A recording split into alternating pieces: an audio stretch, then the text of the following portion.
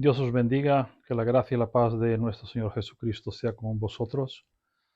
Soy el pastor José Luis y quiero dar continuidad a los vídeos que estamos haciendo sobre el plan de la restauración, el plan de la salvación, de la redención de Dios, este plan tan extraordinario, tan maravilloso que Dios hizo para nosotros, de cual nosotros tenemos el privilegio de ser participantes y vamos a ver durante el estudio, que es un poco largo porque es profundo, es importante saber todo el origen, las razones por lo cual Dios hizo lo que hizo. Entonces, tengan paciencia y vayan viéndolo. Después, cuando lo vemos hasta el final, se van a dar cuenta de la maravilla que es esto que Dios hizo. Es algo que llena nuestro corazón de gozo, de alegría, de saber que Dios realmente nos separó para hacer parte de esta obra tan extraordinaria que es el plan de la redención, de la restauración de todas las cosas.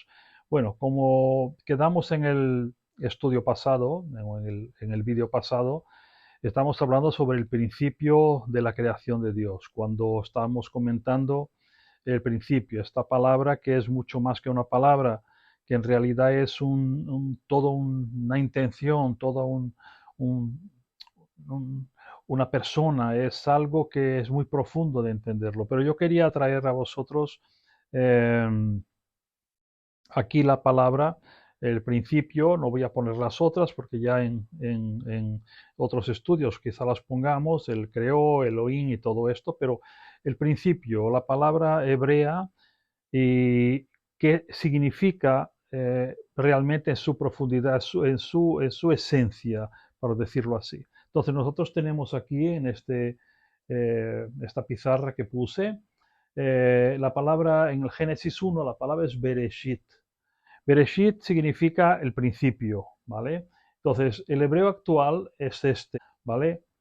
Entonces, nosotros vamos a ver aquí la B, la R, la Aleph, la Shin, la Yud y la Tau. Este es el hebreo el que se utiliza hoy en día.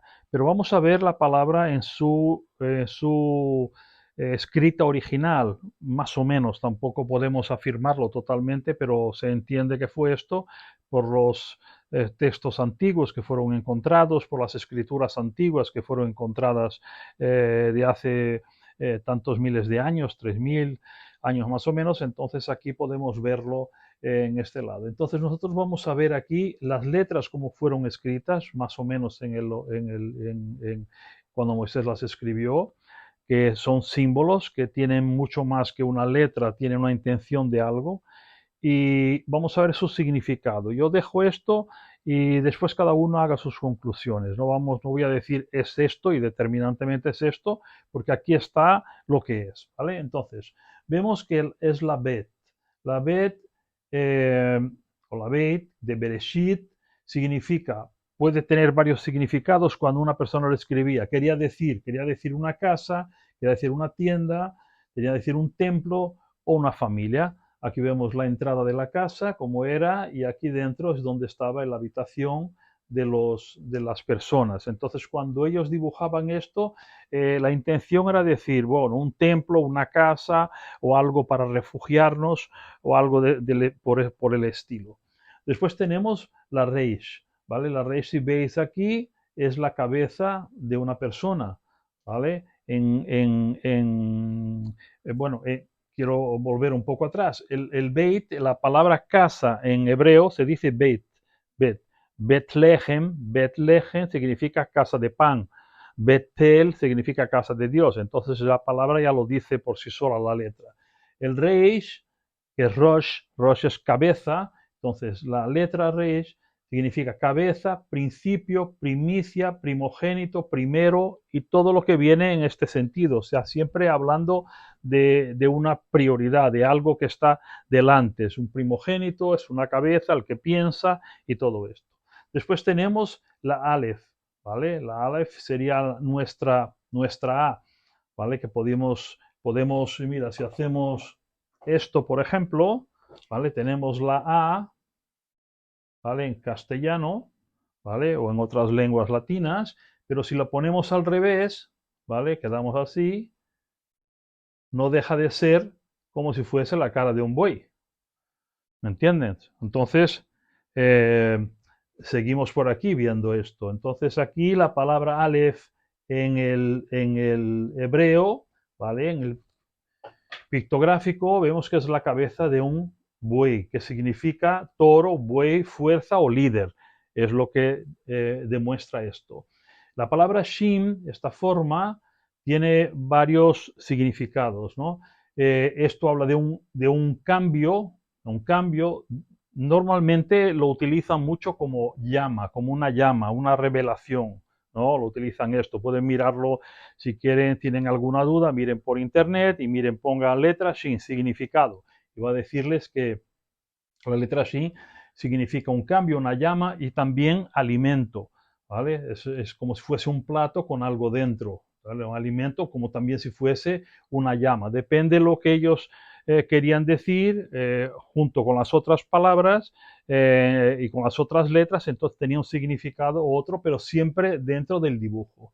Después tenemos la Yud, que es, como ven aquí, es como si fuese un brazo. Entonces, realmente la palabra tiene el sentido de brazo, obra, mano o trabajo, más o menos, y más significados en este sentido. Y la Tao, que es la nuestra T, es marca, señal o un pacto. ¿Vale? Entonces, esto es la palabra Bereshit, lo que fue escrito cuando Moisés escribió la Biblia. Él cogió estas letras y las puso. Pero ahora vamos a ver el sentido más profundo que hay, porque las letras no están por acaso aquí. ¿Vale? Entonces, Dios cuando empieza el plan de la redención, cuando empieza esta obra tan extraordinaria, Él empieza ya mostrando una intención, lo que Él quería hacer. ¿No? Para nosotros, claro, era un misterio. Hasta que Jesús es revelado a nosotros, todo era un misterio. Para los hebreos, para los hebreos en aquella época también era un misterio. Pero de alguna forma Dios les inspiró, pero menos a Moisés, para poder mostrar realmente cuál era la intención y para que hoy pudiésemos verlo y quizás algunas personas en el pasado tuviesen la capacidad de entenderlo también. Entonces vemos aquí tienda, templo, familia, la Beit, ¿no? Jesús, ¿quién es? Jesús es el templo, es el cuerpo, es el que se dio todo por nosotros, ¿vale? Entonces, familia, templo, tienda, casa, que es también la cabeza, el principio, la primicia, el primogénito. Entonces, también es el líder, ¿vale? También es la revelación, la llama, el cambio, lo que hizo. Pero es interesante el final, porque aquí pone el brazo, que es trabajo, obra, y la marca del pacto, que es una cruz. Entonces, cuando juntamos todo, podemos de alguna forma ver la intención, que es aquel, ¿no? Aquel que quería que viviésemos en él, que sería donde nosotros un día seríamos templos del Espíritu Santo, que él era nuestro líder, que era la fuerza, ¿vale? Que era la inteligencia, todo preparado para nosotros entendernos el cambio, la llama de la revelación y el brazo que él dio, o sea, él extendió su mano para nosotros con un pacto en la cruz. ¿Tienes? Sé que puede ser un poco, pueden decir a alguien, esto está esforzando mucho la situación. Por eso lo dejo aquí. No quiero en ningún momento decir, es esto, pero me llama la atención las letras, me llama la atención lo que está escrito. O sea, no es por acaso que está escrito esto, no es por acaso que hay estas letras, no es por acaso que pone el principio. Si Jesús es el principio, ¿vale? Y Él pone todo lo que es aquí con relación a Él mismo, estas cosas no son por acaso. De cualquier manera, Dios tenía un propósito y el propósito empieza a ser revelado, en mi punto de vista, para mí, al principio de la primera palabra, ¿vale? Que encontramos en la Biblia, en la Torah. Entonces, esto es el, el, el hebreo actual, el hebreo pictográfico, y es lo que nosotros vemos en la Biblia. Entonces, tenemos que ver estas cosas porque todo el plan de Dios que fue revelado desde el principio tiene el propósito de rescatarnos de lo que vamos a empezar a ver ahora también. Porque cuando nosotros fuimos creados, ya había una creación anterior. Algo había ocurrido, como dije, entre el capítulo en el versículo 1, perdón, y el versículo 2 del libro de Génesis, hay un espacio, un vacío allí cuando lo vamos a leer. Decimos, en el principio creó Dios los cielos y la tierra sin forma y vacía. Dios no creó nada sin forma y vacía. Entonces, ¿qué ha ocurrido? Cuando nosotros cogemos la Biblia, yo tengo aquí la Biblia en mi mano, y vamos a leer el libro de Apocalipsis en el capítulo de número 12. Los que tengan la Biblia lo miren, ¿vale? Y dice así, el capítulo 12, verso 7 dice, después hubo una gran batalla en el cielo. Miguel y sus ángeles luchaban contra el dragón, y luchaba el dragón con sus ángeles, pero no prevalecieron, ni se halló lugar para ellos en el cielo, y fue lanzado fuera el gran dragón, la serpiente antigua, que se llama Diablo y Satanás, el cual engaña al mundo entero, y fue arrojado a la tierra, y sus ángeles fueron arrojados con él. Entonces vemos que hubo una guerra, que hubo un conflicto cósmico en aquello que Dios habría creado perfecto. ¿Y por qué ocurrió esto? ¿Cuál fue la razón por la cual la antigua serpiente, el diablo, por qué razón ocurrió esto? También la Biblia nos da pistas sobre esto. Tenemos que buscar en las profecías, principalmente de Ezequiel, cuando habla de la razón por la cual ocurrió todo esto que ocurrió. Entonces vamos a ver en Ezequiel, quiero ir para no delongarme mucho, ¿vale? En Ezequiel capítulo 28, si vamos hasta ahí, Ezequiel capítulo 28, vamos a ver los versículos que son, ya les digo, ¿vale? Ezequiel 28. Vamos a leer unos versículos, yo los leo, ¿vale? Pero ustedes los pueden ver también en sus casas. Capítulo 28, verso 1 dice, vino a mí palabra de Jehová diciendo, hijo de hombre, di al príncipe de Tiro, así ha dicho Jehová el Señor, por cuanto se enalteció tu corazón y dijiste, yo soy un Dios, en el trono de Dios estoy sentado en medio de los mares, siendo tu hombre y no Dios, y has puesto tu corazón como corazón de Dios. Alguien puede decir, pero está hablando a Tiro, no está hablando del diablo. A ver, las profecías, muchas veces en el medio, cuando Dios habla, o el profeta inspirado por Dios habla a un rey, él no está hablando solamente a aquel rey, está hablando a lo que hay por detrás de este rey. ¿Vale? Por detrás de este rey, nosotros pensamos que vivimos en un mundo físico donde solamente hay lo que vemos. Pero nosotros sabemos, nosotros que creemos en Dios y creemos en la palabra de Dios, sabemos que hay detrás de cada gobierno, detrás de cada, de cada país, existen espíritus, potestades que gobiernan.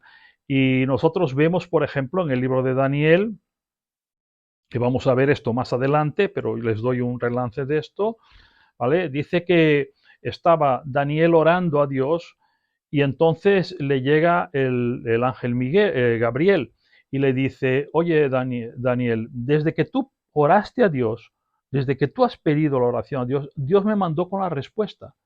Pero resulta que me encontré en el medio del camino, me encontré el príncipe de Persia, el príncipe de Grecia, encontré una dificultad para llegar y vamos a llegar cuál era esa dificultad, cuál es la dificultad que él encontró, ¿vale? Y dice, y entonces si no viene Miguel, el ángel vuestro, o sea, el ángel protector de Israel, si no viene el ángel, yo no podía llegar. Entonces yo pasé 21 días luchando, o sea, imagínense, o sea, él está hablando de príncipe de Persia, o sea, el príncipe de Persia vivía en este mundo, el príncipe de Persia no era un espíritu, pero la Biblia habla que estos reyes de estas naciones, de estos gobiernos, eran manipulados por espíritus, por potestades, ¿vale? Entonces, tenemos que entender esto. No siempre cuando leemos una profecía nos habla de un rey específico, pero sí lo que hay por detrás de él. Entonces, él va hablando esto. Es que tú eres más sabio que Daniel. Seguimos en Ezequiel 28. Y aquí que tú eres más sabio que Daniel, y no hay secreto que sea oculto. Con tu sabiduría y con tu prudencia has acumulado riquezas, y has adquirido oro, plata para tus tesoros. Con grandeza de tu sabiduría y tus contrataciones has multiplicado tus riquezas, a causa de tus riquezas se ha enaltecido tu corazón. Por tanto, así ha dicho Jehová al Señor. Por cuanto tú pusiste tu corazón como corazón de Dios, por tanto, he aquí yo traigo sobre ti extranjeros, los fuertes de las naciones, que desenvainan las espadas contra la hermosura de tu sabiduría y mancharán tu esplendor. Seguimos después, saltamos al verso 12, y ahí la cosa queda muy clara para que veamos que no realmente era el rey de Tiro. ¿Vale? Entonces aquí, esto es lo que estamos viendo ahora, es el origen de esta guerra que ha ocurrido. ¿Vale? ¿Qué fue lo que causó esta guerra? ¿Vale? Hijo de hombre, levanta tus endechas sobre el rey de Tiro y dile, así ha dicho Jehová el Señor. Miren, tú eras el sello de la perfección, lleno de sabiduría y acabado de hermosura. O sea, este ángel que Dios creó, él era el más hermoso, el sello de la perfección. Él era donde todas las cosas seguramente pasaban por él. Él tenía, vamos a decir así, una autoridad o un conocimiento tremendo para poder incluso, no digo enseñar, pero puede ser a otros ángeles, decirles está bien, no está bien, o sea, esto puede mejorarse, porque allí él era el sello de la perfección. Es como si él tuviese que dar su sello, ¿no? Para decir, mira, yo, pum, confirmo esto, puedes llevarlo a Dios porque está bien hecho, ¿vale? Y dice más, en el Edén, en el huerto de Dios estuviste, de toda piedra preciosa era tu vestidura, de corelina, de topacio, de jaspe, de crisólito, de berilo, iónice, de zafiro, de carbunclo, de esmeralda, de oro.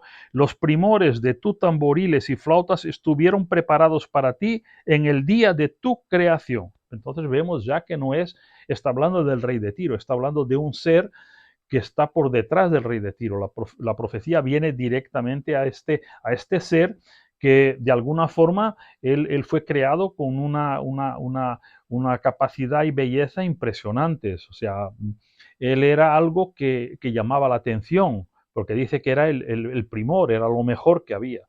Y él sigue hablando aquí. Tú, querubín grande, protector, yo te puse en el santo monte de Dios y allí estuviste en medio de las piedras de fuego y allí paseabas. Es muy interesante esto, ¿vale? Vamos a meditarlo después. Perfecto eras en todos tus caminos desde el día que fuiste creado hasta que se halló en ti maldad. A causa de la multitud de tus contrataciones, ¿vale? Fuiste lleno de iniquidad y pecaste, por lo que yo te eché del monte de Dios y te arrojé de entre las piedras de fuego, oh querubín protector.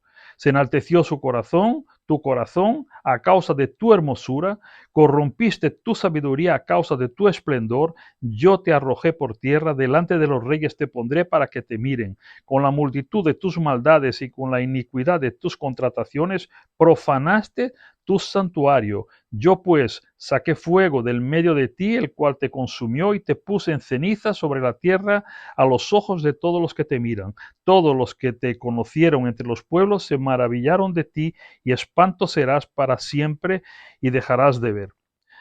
Es muy interesante esto que está hablando la Biblia sobre dónde estaba, ¿no? Porque nosotros sabemos que en la eternidad no existe el tiempo. En la eternidad no existe el tiempo. O sea, todo lo que Dios creó era perfecto, era eterno.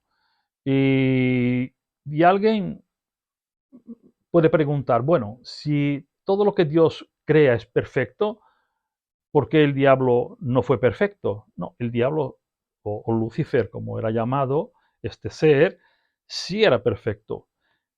Porque por increíble que parezca, dentro de la perfección existe libre albedrío, la capacidad de decidir. Dios creó al hombre perfecto, pero le crió con la capacidad de decidir.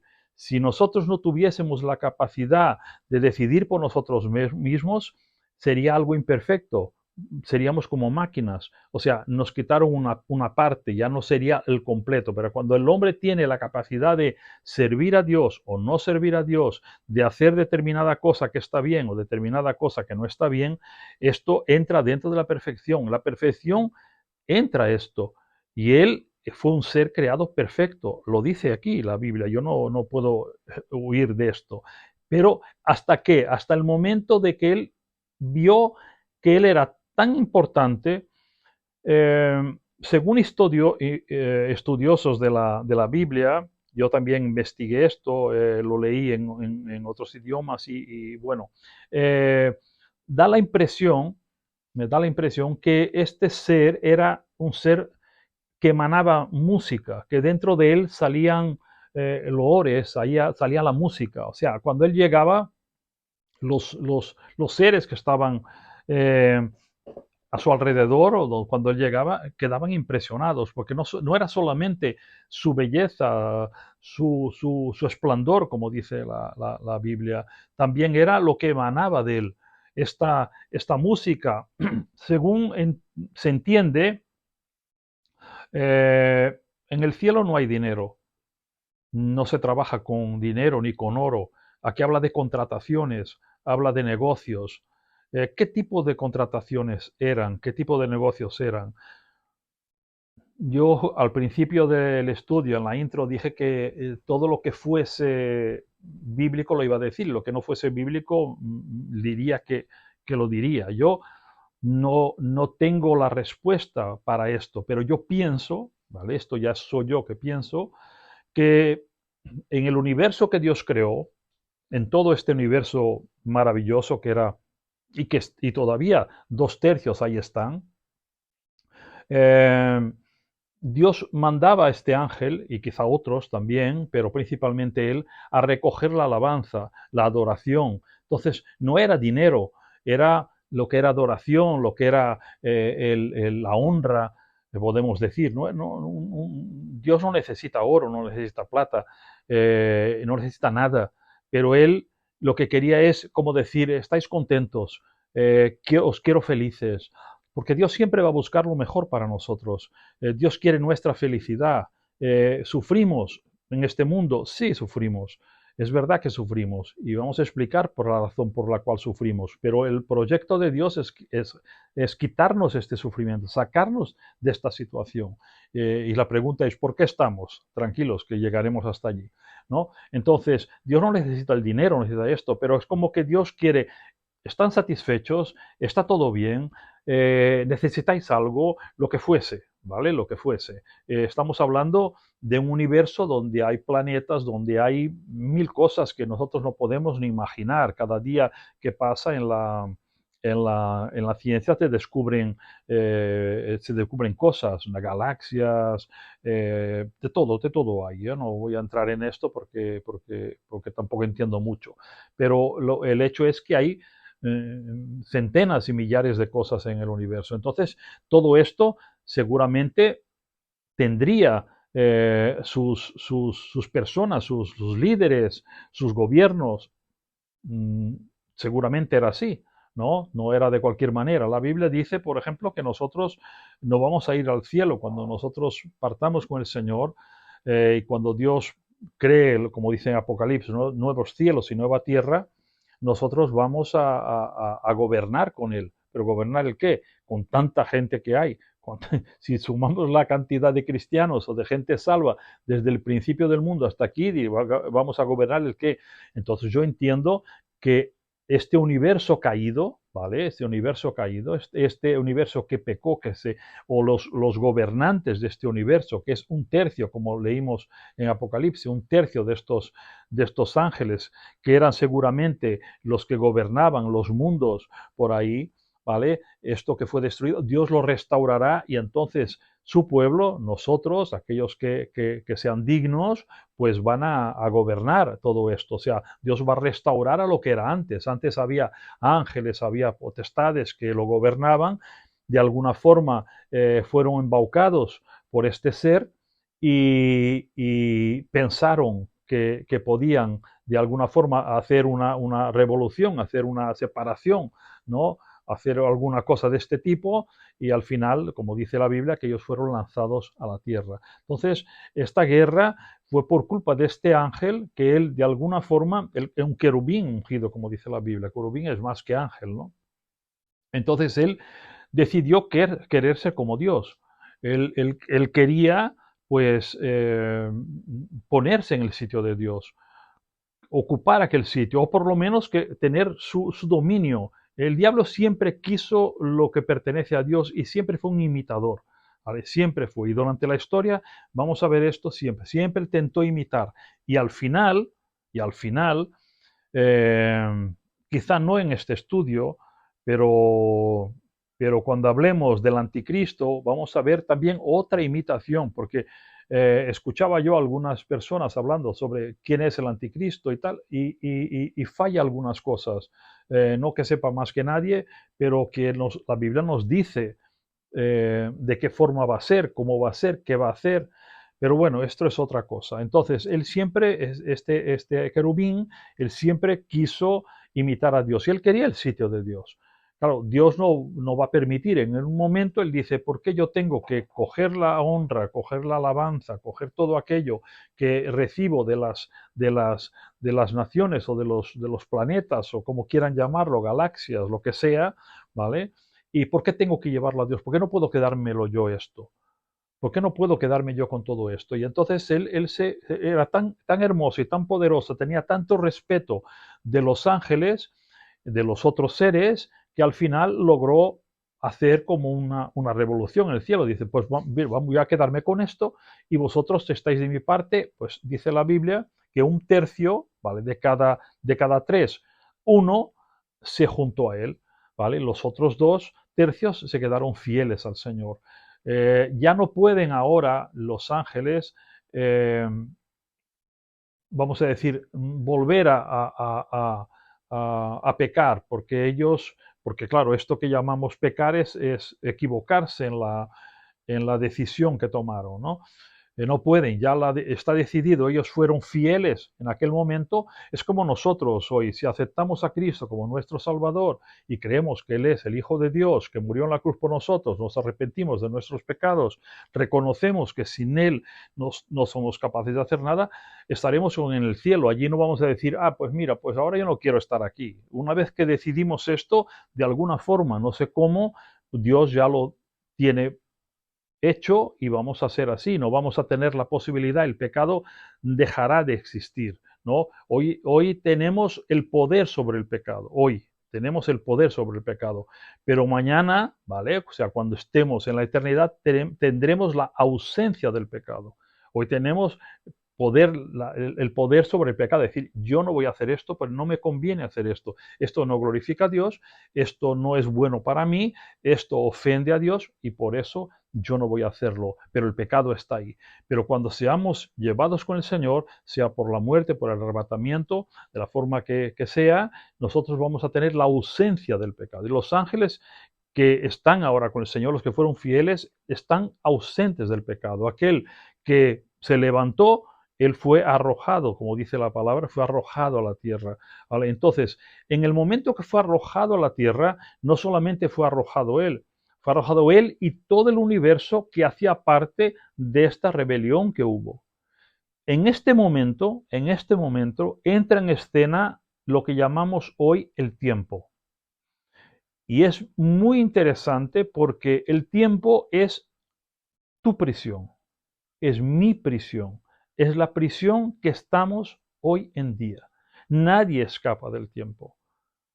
Estamos atados, estamos prisioneros del tiempo. Todo este universo que pecó contra Dios, que salió de la presencia de Dios, cuando Dios no está, ahí está la muerte. Llamémoslo muerte en todos los sentidos, ¿no? No solamente la ausencia de Dios, pero la destrucción. La destrucción. Entonces, claro, cuando entra el tiempo es la prisión que estamos, y esto la gente no se da cuenta. El tiempo no existía la eternidad, o sea, todo era perfecto, nada se destruía, lo que había, no había ningún tipo de problema. Cuando vemos donde habitaba este ser, ¿vale? Donde habitaba este ser. Dice que en el medio de piedras de fuego te movías. Allí era tu trono, allí era tu dominio. Allí era como si fuese su oficina, como si fuese su casa, como si fuese su reino, lo que Dios le dio. ¿Y dónde era esto? Aquí en la tierra. Este planeta era lo que era al principio, vamos a decir así, el dominio de Lucifer, el dominio en el buen sentido, no era malo, era aquí, él se movía aquí. Si vamos a coger eh, la historia de la geología, por ejemplo, ¿vale? Y vamos a ver, vemos que la Tierra nunca fue un planeta vegetal.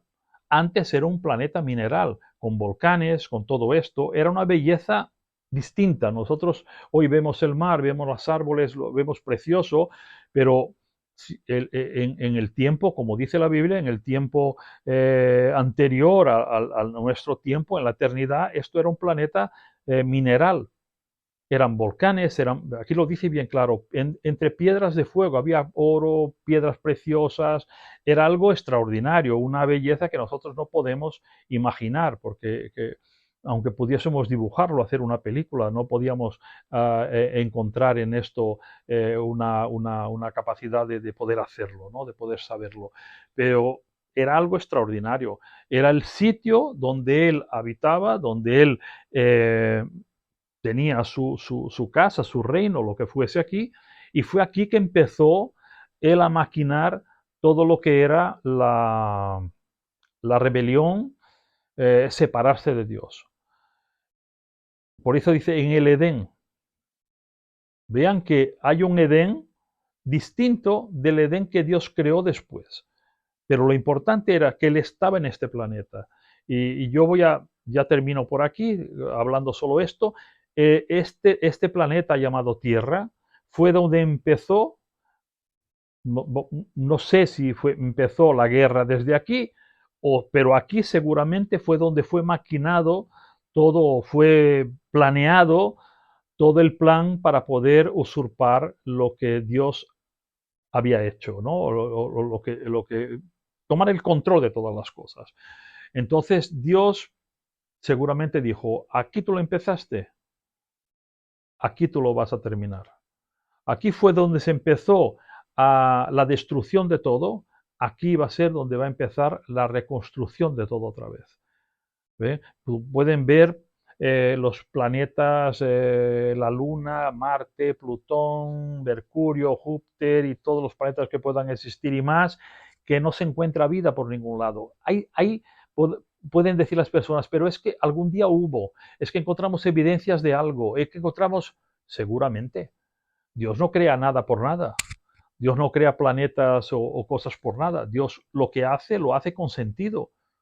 Pero claro, hubo una guerra y todos los seres que vivían en estos o gobernaban en estos planetas, Dios los lanzó a la tierra, los lanzó hasta aquí y ellos aquí se quedaron durante no sé cuánto tiempo, millones de años. Entonces, cuando la Biblia dice que la tierra estaba sin forma y vacía, era porque todo aquello tan maravilloso que Dios se había creado se había destruido. El tiempo entró. Cuando el tiempo entra, el tiempo nos aprisiona. Todos pueden escapar de muchos sitios, pero del tiempo nadie escapa. Y esto, cada día que te miras en el espejo o coges una foto antigua, vas a ver que el tiempo pasa para todos. Puedes intentar alargarlo un poco más con unas medicinas, puedes hacer una cirugía plástica, puedes hacer lo que quieras, pero el tiempo pasa para todos. Y esta es la prisión que ahí estamos. Y de aquí nadie escapa. Pero ¿sabes una cosa? Dios sí tiene la respuesta y Dios sí tiene la vacuna para librarnos del tiempo. Y esto es lo maravilloso, lo que Dios hizo. Y vamos a ver ahora qué Dios prepara, ¿no? ¿Qué Dios prepara para que nosotros podamos librarnos de este tiempo que nos aprisiona? Y no solo el tiempo, también el poder de la desobediencia, el poder del pecado. La palabra pecado significa no acertar en la mosca, en el algo, ¿no? En el sitio que tienes que acertar. Cuando Cuando alguien se equivocaba en el pasado en algo, dice, has pecado. ¿Por qué? Porque no has acertado donde tenías que acertar. Entonces, el ser humano está prisionero del tiempo y del pecado, porque él se dejó llevar. Vamos a ver en el próximo vídeo eh, el plan de Dios ya funcionando, empieza a funcionar cuando Dios va a empezar a hacer una nueva creación. ¿Y, y qué pasa? ¿Y qué pasa eh, con esta nueva creación? ¿Cuál es el propósito ahora de este enemigo, de esta serpiente, del dragón, como dice la Biblia, que está todavía aquí, en la parte, en la parte del tiempo que todavía estaba aquí? Él fue cuando piensa en una cosa, no quiero enrollarme mucho, pero él cuando fue lanzado aquí a la tierra, ya el tiempo estaba, ¿vale? Estaba el tiempo. Pero Dios ahora hace una nueva creación y la pone aquí dentro.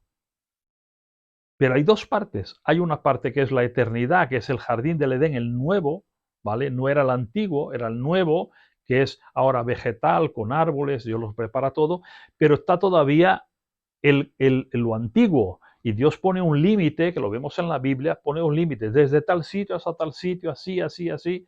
Entonces, Dios no hace las cosas al acaso. Todo está hecho perfectamente para que nosotros podamos recuperar o que Dios pueda recuperar a través de nosotros aquello que el enemigo quiso usurpar, quiso quitar. Que Dios os bendiga y pasen este link a otras personas para que puedan escucharlo, para que puedan verlo.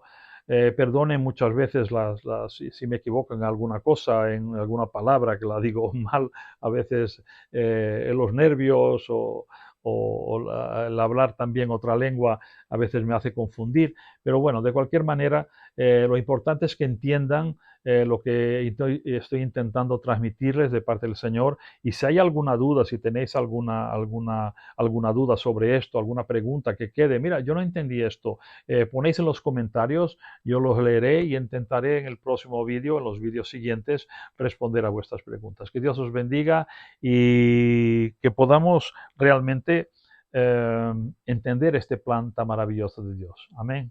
Bendiciones.